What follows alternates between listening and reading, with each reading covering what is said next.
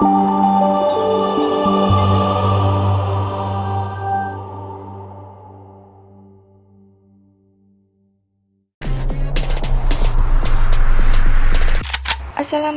and hello everyone. Today I am Nur Atira Afikah binti Azni and my group mates Wan Nur Fatihah binti Wan Buanan, Nurul Izzah Sahida binti Hazim, and Muhammad Shahmirul Fahmi bin Sufyan will present chapter 10 about the customs clearance of import and export cargo. Clearance of import cargo.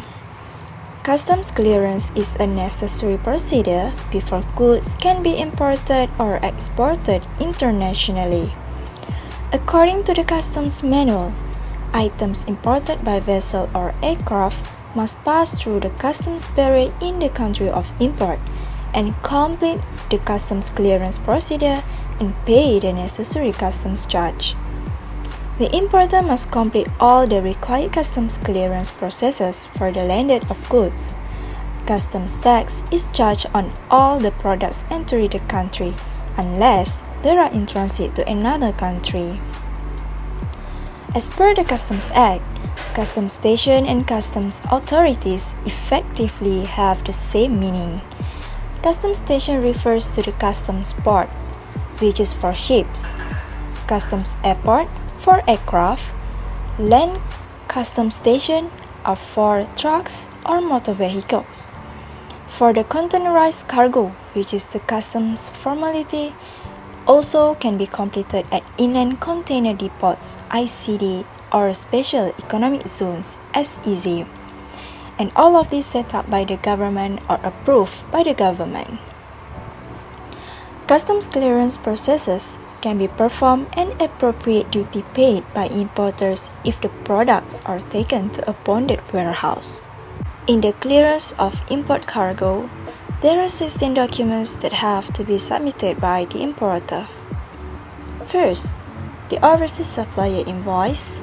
Second, the packing list. Third, the bill of lading or ever bill. Fourth, the guard declaration form. Fifth, the importer's or CHA declaration. 6. The import license. 7. The copy of LC or purchase order bank draft. 8. The insurance policy. 9. The industrial license. 10. The test reports. 11. The exemption order. 12. The DEEC or DAPP book in original. 13. The product catalog or technical details. 14.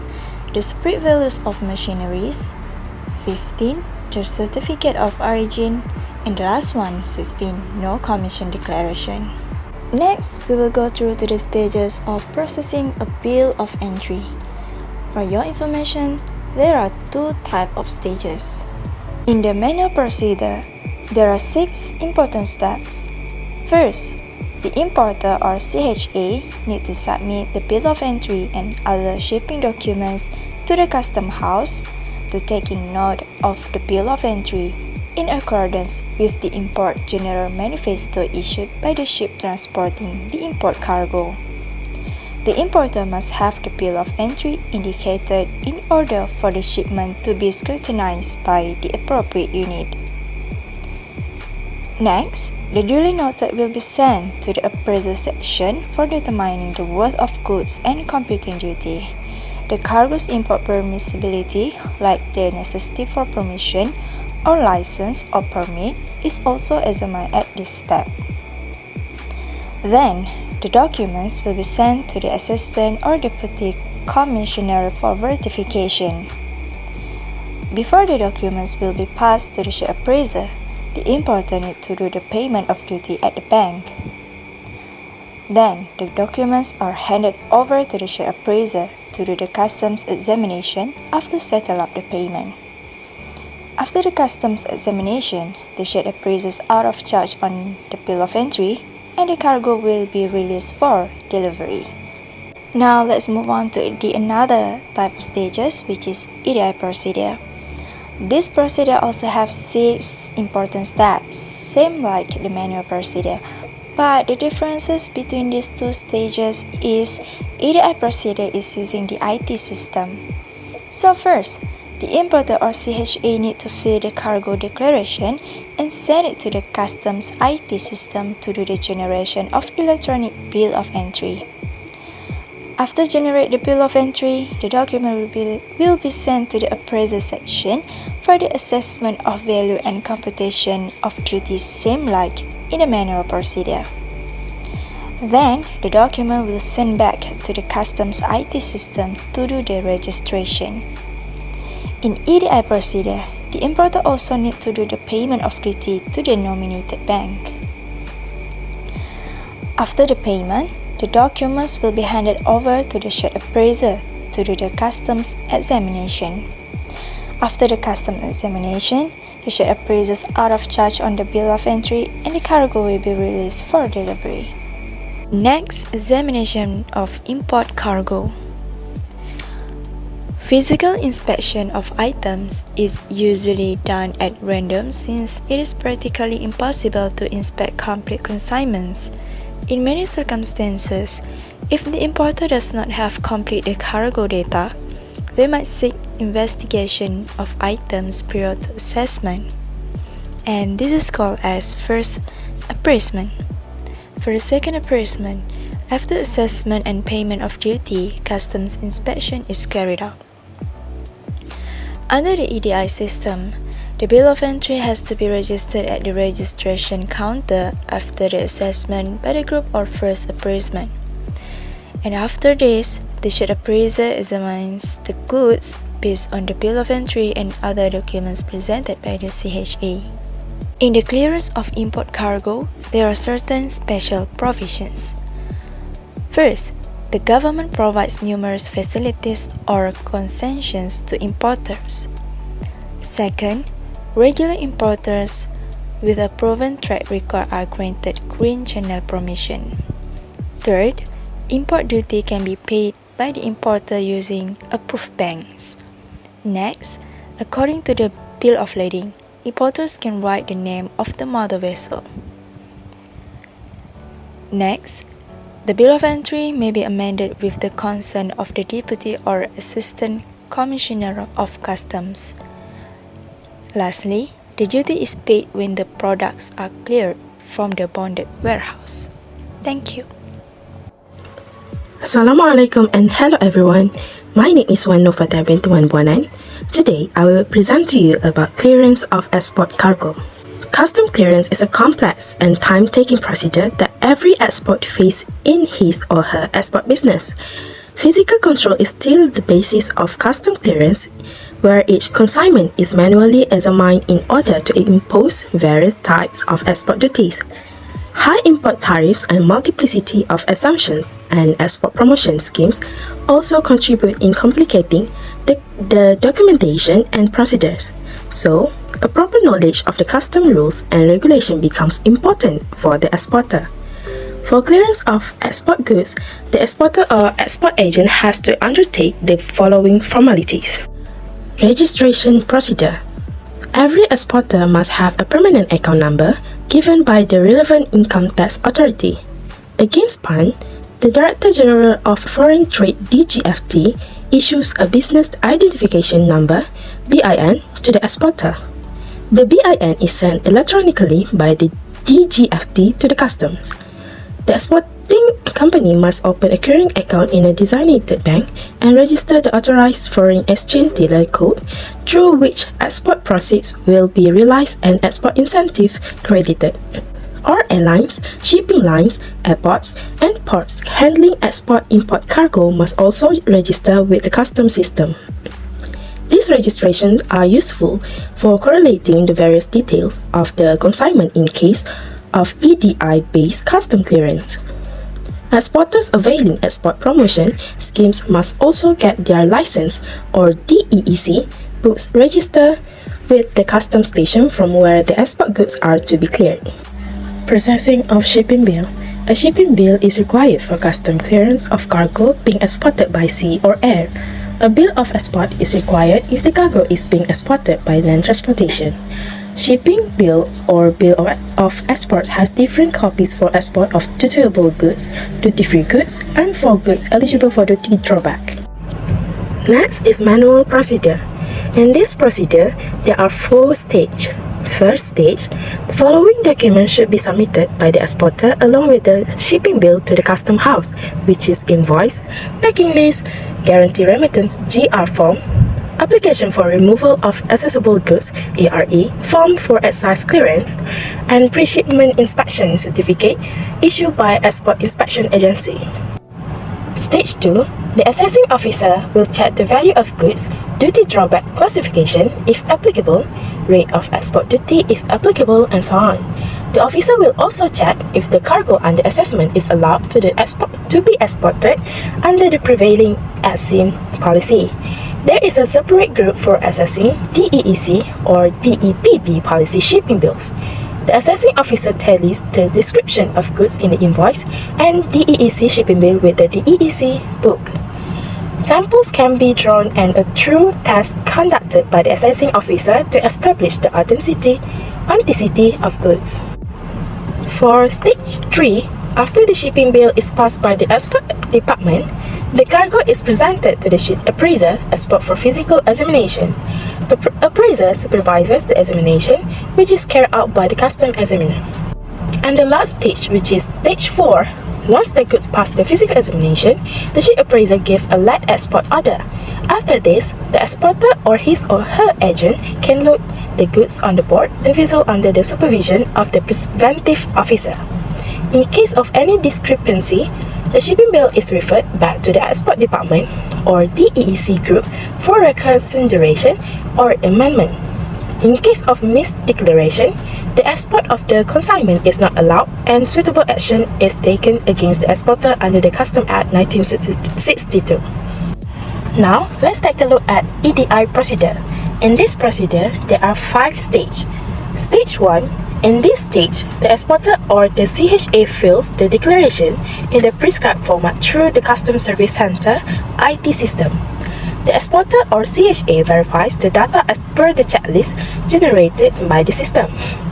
If the data is correct, the system generates a shipping bill number endorsed on the printed checklist, and this is given back to the exporter or CHA. In case of dutiable items, the exporter pays the duty along with TRC challenge generated by the system. For stage 2, at this stage, the exporter is not given any copy of the shipping bill.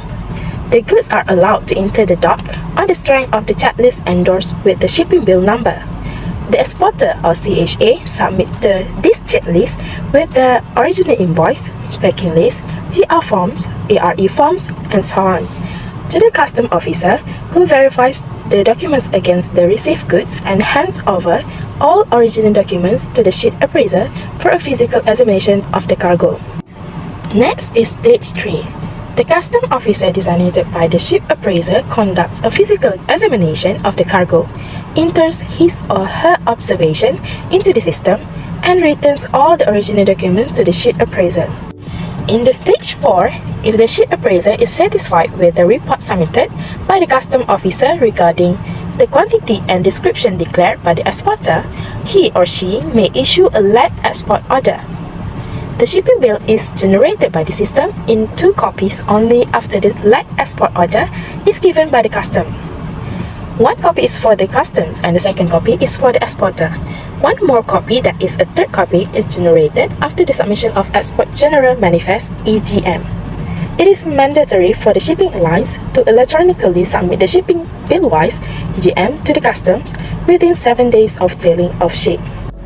And the last stage, which is stage 5, the exporter or CHA submits the exporter's copy of shipping bill duly signed by the dock appraiser to the preventive officer for allowing the cargo to be loaded on board the ship. In case of containerized cargo, the preventive officer supervises the stuffing of container at the docks. The officer also ensures that the container is properly sealed. He or she enters the container number and seal number and endorse the shipper's copy of shipping bill before allowing the container to be loaded on board the ship. The officer may also stamp a ship on board seal on the shipping bill. That's all from me. Now I will pass to the next presenter. Thank you. Now we are moving on to the next subtopic, which is custom valuation. Custom valuation is a custom procedure applied to determine the custom value of imported goods. Under custom valuation, there are 5 common methods of valuation. The first one is identical goods method. In this method, the goods will be calculated in the same way if the goods are the same in all aspects, including physical characteristic, quality and reputation, and if they are being produced in the same country as the goods being valued and produced by the producer of the goods being valued. In order for this method to work, the items must be sold for export to the same country of importation as the goods being valued and shipped at or around the same time as the goods being evaluated. The second valuation method is the similar goods method. For this method, the transaction value will be calculated in the same manner on similar goods if the goods are closely resembling the goods being valued in terms of component, materials and characteristics, and are also capable of performing the same function and are commercially interchangeable with the goods being valued. Also, are produced in the same country and by the producer of the goods being valued. Under similar goods method, items must be sold to the same country of importation and shipped at the same time or shortly after the goods being evaluated in order for this method to be applied. The third method is the deductive value method. The starting point of calculating deductive value is the sale price in the country of importation, and various deductions are necessary in order to reduce the price to the relevant custom value, which are commission paid or agreed to be paid, the sum of profits and general expenses added in connection with sales. The usual transport costs and corresponding insurance are also to be deducted from the price of the goods when these costs are usually incurred within the country of importation. Next is the custom duty or other national taxes payable in the country of importation by the reason of the importation or sale of the goods. Lastly is value added by assembly or further processing when applicable. The fourth method is the computed value method. This method is the most difficult and rarely used method. It is also determined by the custom value on the basis cost of production of the goods being valued. In addition, a sum for profit and general cost often shown in sale of goods of the same category or type from the country of exporting to the country of importing. Computed value is the sum of the following elements. First is production cost, which is equivalent to value of material and fabrication or other procedure used in the manufacture of imported goods.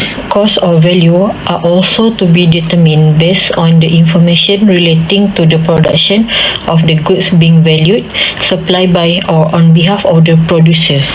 Second is profit and general expenses, which are usually reflected in export sale to the country of importation by its producer of product in the same class or type based on information given by the producer. Third is other expenses to be added, which consists of expenses such as the cost of insurance or transportation for the imported goods to the port or place of importation that should be included to the price. Last but not least is the fallback method. To use this method, the custom value must not be based on selling price of goods in the country of importation, a system that provides the acceptance for custom purposes of the higher two alternative values: price of goods on the domestic market of the country of exportation.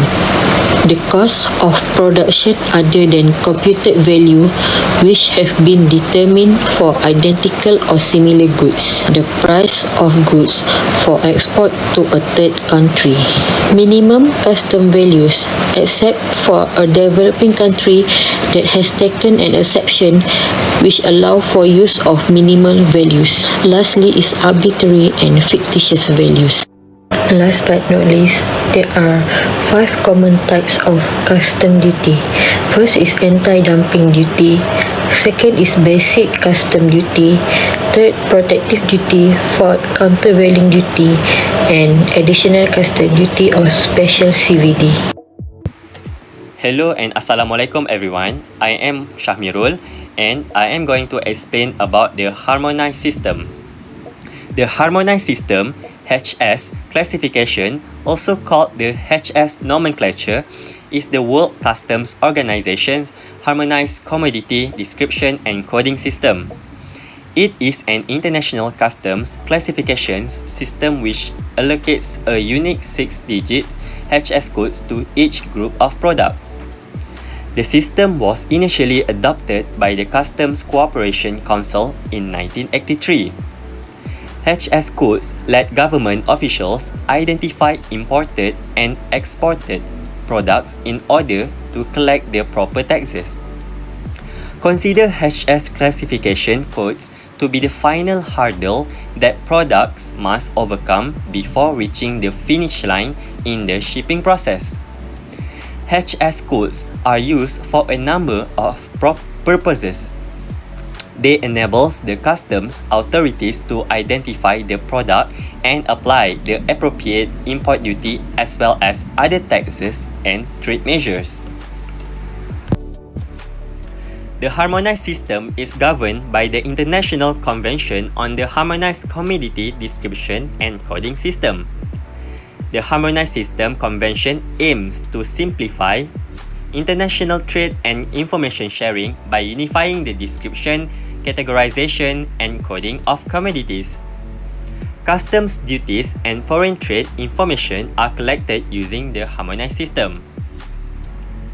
It is also widely utilized for a variety of other purposes by governments, international organizations, and the corporate sector, such as internal taxes, trade policies, monitoring of controlled goods, rules of origin, freight tariff, transport statistics, price monitoring, quota controls, compilation of national accounts, and economic research and analysis. These are the importance of HS nomenclature. First, accuracy in the calculation of custom duty. Second, fewer disputes between shippers and custom authorities. Third, reduction in custom clearance time. Fourth, easier trade negotiation. Fifth, simplification of trade data analysis. And lastly, better supply chain security. As a result, it may be claimed that harmonized system coding has facilitated international trade in the computerization period. Given the rising amounts of global exports and imports, harmonized system nomenclature is proving to be a benefit to all stakeholders in international trade. Next, let's move to CARNET. A CARNET, also known as an EDI CARNET, is an international customs and temporary export-import document. It is used to avoid paying tariffs and import taxes on items. CARNETs are often referred to as merchandise passport and good passports. EDI CARNETs serve as a guarantee for signatory countries against the payment of custom duties that may become due on goods that are not re-exported as required. It is used to clear customs in 87 countries and territories without paying duties and import taxes on merchandise that will be re-exported within 12 months. This is the list of countries where can an EDI CARNET be used.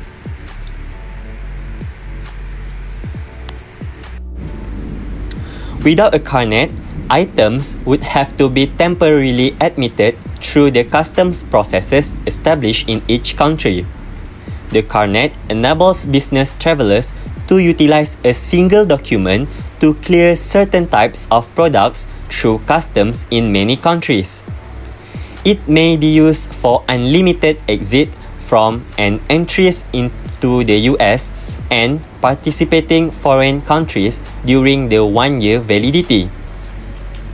An ATA carnet is valid for 1 year after it is issued. During the 1-year validity of the carnet, merchandise mentioned on it can be imported and exported from any of the member nations as many times as needed.